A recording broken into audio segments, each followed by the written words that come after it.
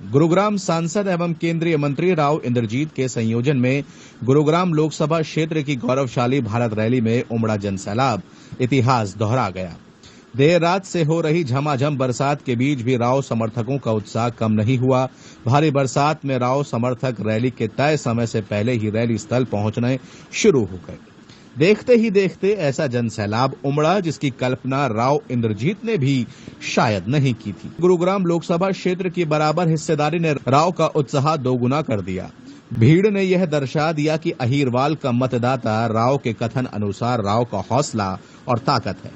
बरसात के बाद जहां रैली के रद्द होने के कयास लगाए जा रहे थे, राव के समर्थकों ने उम्मीद से ज्यादा भीड़ जुटाकर राव के विश्वास पर खरा उतरने का काम किया। राव इंद्रजीत ने बरसात के बीच उम्मीद से ज्यादा भीड़ जुटाकर एक बार फिर अपने विरोधियों को अपनी सियासी ताकत का एहसास करा दिया है। विपरीत परिस्थितियों के बीच रैली में पहुंचे हजारों समर्थकों के जज्बे को नमन करते हुए विपरीत से विपरीत परिस्थितियों में भी एकजुटता बनाए रखने का संदेश दिया है। राव ने अपने उद्बोधन में अहीरवाल के हितों की हुंकार भरी तो पूरा पंडाल तालियों की गड़गड़ाहट से देर तक गूंजता रहा।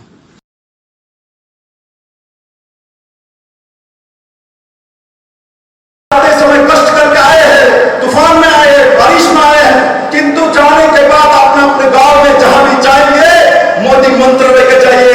वहां एक घर में भी विरोधी पार्टी का कोई भी निशान नहीं लगना चाहिए, कोई भी झंडा नहीं लगना चाहिए। झंडा एक ही लगेगा, कमल निशान लगना, कमल लगना और कमल निशान होना चाहिए। और भारतीय जनता पार्टी के जो सांसद है उनको जिता के मोदी के पास भेजना है और उस दिशा में 2024 में तीसरी बार के सरकार बना के हम लोग नरेंद्र भाई मोदी को हरियाणा के पवन भूमि से उभार देंगे। मेरे साथ सब एक बार मुष्टि बंद कर में हाथ उठाइए ऊपर, बोले भारत माता की, भारत माता की, नरेंद्र भाई मोदी की, जेपी नड्डा की, ओम धनखड़ की। आता हूं राजनीतिक बात करना चाहता हूं, पर राजनीतिक बात शुरुआत करने से पहले मैं जरूर कहना चाहता हूं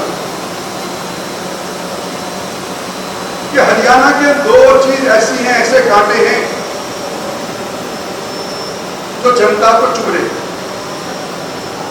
और खासतौर पे उन लोगों को चुभ रहे हैं जिन्होंने भारतीय जनता पार्टी को अपनी पलकों के ऊपर रख करके सत्तासीन किया था, तो शहर के अंदर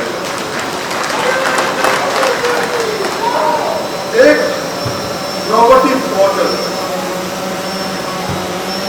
बहुत लोग निराश होते हैं। सरकारी बाबू के पास जाते तो जेब कटा करके आते। सरकार को इसके बारे में कुछ सोचना चाहिए, कुछ करना चाहिए। दूसरा बीपीएल कार्ड, जिस तरह से अनेक लोगों की दर इकट्ठी कर करके अनेक लोगों को बीपीएल से नीचे रहने वालों को बाहर निकाल दिया, उससे भी लोगों को परेशानी है, इसके भी बारे में सोचना चाहिए। और तीसरा, मैं आपके सामने भी जिक्र कर चुका हूं, धनखड़ साहब के सामने भी जिक्र कर चुका हूं कि ये डिमोलिशन ड्राइव जो एनसीआर के रीजन के अंदर हो रही है, खासतौर के ऊपर, और गुड़गांव का तो मुझे पता है कोई दिन नहीं जाता कि किसी न किसी का घर या आकर में तोड़ दिया जाता। तो ये तोड़ने वाली जो प्रतिक्रिया है, क्या इलेक्शन वाले साल में भी जारी रखने की जरूरत है? इसके ऊपर सोचने की बात है कि वही लोग आखिर झुग्गी झोंपड़ी के अंदर रहने वाले लोग ही हमारे को वोट देते हैं। तो इसके बारे में आपके संज्ञान में बात डाली है। विप्लव देव जी सुने,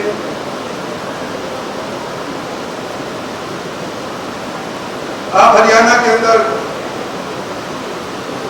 नए नए तौर के ऊपर प्रवेश किए हैं, न्यूट्रल है। ये हमारा मानना है कि हो सकता है पार्टी के अंदर अंतर कलह रहती रही हो, लेकिन सब आपके लिए बराबर है।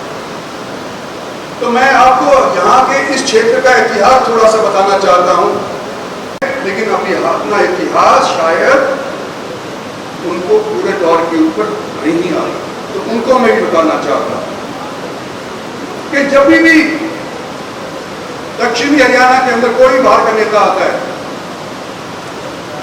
हरियाणा का कोई चीफ मिनिस्टर आता है, किसी भी जिले का हो, वो कहता है कि दक्षिणी हरियाणा के अंदर आते ही मेरे कान पक जाते हैं। क्यों भग जाते हैं कि दक्षिणी हरियाणा वाले कहते हैं हमारे साथ भेदभाव हुआ है, हमारे साथ दुर्भांत हुई है, और सब ये प्रयास करते हैं कहते कहते कि हमने तो बराबर के रूप में सबको आका है।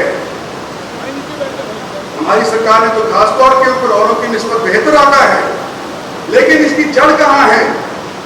जब तक वो नहीं समझ में आएगी तब तक राजनेता इस चीज का कोई हल नहीं निकालेंगे। और इसकी जड़ पाताल के अंदर है,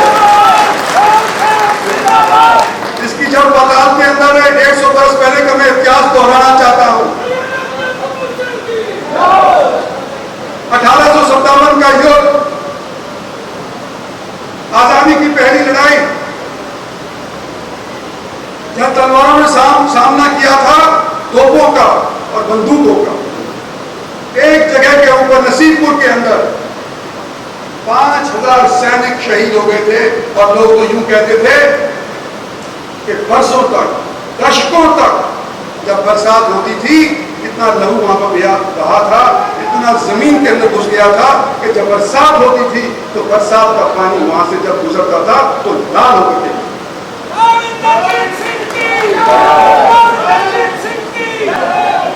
जिन लोगों ने पहली आजादी की लड़ाई के अंदर हिस्सा लिया, अंग्रेजों ने क्या किया? हम रोज उड़ाना देते हैं कि अंग्रेज आए, एक टापू के रहने वाले निवासी हमारे इतने बड़े मुल्क के ऊपर 200 साल राज कर गए, और हम यूं कहते हैं कि बांट करके हमारे को यहां पर राज करके हमारे को भाई से बांटा, एक एरिया को दूसरे एरिया से बांटा, और बांटने के बाद हमारे को 200 साल राज कर गए। लेकिन ये जीता जागता उदाहरण आपके सामने हरियाणा का मैं पेश करना चाहता हूं कि जब 1857 के नसीबपुर की लड़ाई के अंदर दिल्ली के ऊपर अंग्रेजों का शासन दोबारा से कायम हो गया था, तो रेवाड़ी और मेवात, जिसके कई लोग यहां पर आए हुए हैं, जिन्होंने उस लड़ाई के अंदर हिस्सा लिया था, वो सारे के सारे डायरेक्ट अंग्रेजों के रूल के नीचे आ गए। कब दिल्ली के अंदर आकर के यूनियन बस गया था, पहले आगरा से काम चलाया करता था, फिर दिल्ली से चलाने लग गया। लेकिन जिन्होंने इनका सहयोग किया था, महेंद्रगढ़ नारनौल को 1857 की लड़ाई के बाद पटियाला के नीचे दी। बाबर, शाहजहांपुर, कनीना, रटेली, ये नाभा के नीचे दे दी। जहां से हमारे प्रधान आते हैं दादरी, ये जींद के नीचे दे दिया। देश तो सारा गुलाम था ही, लेकिन हमने तो गुलामों की भी गुलामी करी है। ये हमारा सबसे लफड़ा है कि हमारे बारे में जब ये बनते हैं मेमोरियल, तो क्यों नहीं सोचा जाता? प्रधानमंत्री ने आज दिल्ली के अंदर एक नया मेमोरियल स्थापित कर दिया। जो इंडिया गेट था, वो केवल पहली युद्ध तक के, विश्व युद्ध के लोगों की मंडी हुई हिस्ट्री वहां पर लिखी गई थी। दूसरे विश्व युद्ध के अंदर का कोई जिक्र नहीं था। और उसके बाद चाइना बॉर्डर पे हो, चाहे पाकिस्तान बॉर्डर के ऊपर हो, तो कोई भी शहीद होता था, उसका कोई जिक्र नहीं था। प्रधानमंत्री ने नया संग्रहालय बनाया है और उसके अंदर सभी का नाम लिखा गया है, जो आजादी के बाद और दूसरे युद्ध के बाद हमारे दिल्ली के नए संग्रहालय के अंदर और उसके अंदर उनके नाम लिखे गए हैं। हरियाणा में पहल करी, आयोग ने जासूसाना को खत्म कर दिया और कोर्स नया हल्का बना दिया। तो इन मेरे 25 साल के अंदर या 40 साल के अंदर जब से मैं राजनीति कर रहा हूं, 3 इलाके के हरियाणा के विधानसभा के क्षेत्र हमारे से खत्म कर दिए। और आज मैं आपके बीच के अंदर ये कहना चाहता हूं कि अगला परिसीमन 2025 में या 2026 के अंदर आएगा। क्या ये हमारे साथ जो भेदभाव हुआ है, क्या ये पार्टी के तौर के ऊपर या प्रभारी के तौर के ऊपर हम मिल करके भारतीय के शीर्ष नेतृत्व पर ये बात नहीं कह सकते हैं कि जो पिछले 40-50 साल के अंदर हमारे साथ बेइंसाफी हुई है राजनीतिक तौर के ऊपर, क्या आने वाले परिश्रम के अंदर इसको खत्म कर सकते हैं और हमारे को जायज हक अपना क्या दिलवा सकते हैं, ये फैसला हमने करवाना है।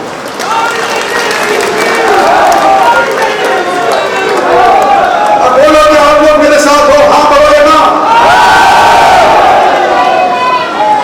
पंचकुला में मैं कहूँगा कि ऐसा शानदार अभियान जो कार्यकर्ताओं के माध्यम से चल रहा है, मैं सभी कार्यकर्ताओं को इन सफल रैलियों के लिए और सभी पन्ना प्रमुख सम्मेलनों के लिए बधाई देता हूँ। और आज की इस गुरुग्राम रैली के लिए राव इंद्रजीत सिंह जी और इस इलाके के सभी नेता और कार्यकर्ताओं को बधाई देता हूँ। शुभकामनाएं। महागठबंधन के लिए बैठक हुई है, किस तरह से देख रहे हैं सब? हाँ, वहाँ मैंने देखा लालू जी कह रहे थे कि राहुल को शादी करानी चाहिए।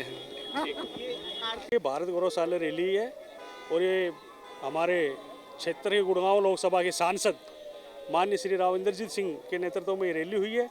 और ये माननीय हमारे देश के जो प्रधानमंत्री है, उन्होंने ये पूरे प्रदेश के अंदर 10 की 10 लोकसभा के अंदर इस भारत गौरवशाली रैली का नाम दे करके सभी लोकसभा में रैली का आयोजन किया है। लेकिन मेरा कहना ये है कि जो गुड़गांव लोकसभा के अंदर जो जाटोली के अंदर जो आज रैली हुई है, ये एक ऐतिहासिक रैली है। और राव इंद्रजीत का यहाँ पर दमखम, पहले से ही वो क्षेत्र के राजा हैं और उनकी क्षेत्र में बहुत मजबूत पकड़, उन्हें पिताजी की भी मजबूत पकड़ थी।